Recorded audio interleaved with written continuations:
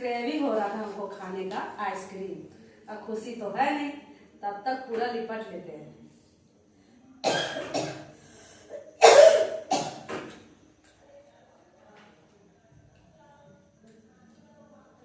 अगर वो चूड़े देखेगी ना, एक जरा से भी खाने नहीं देगी।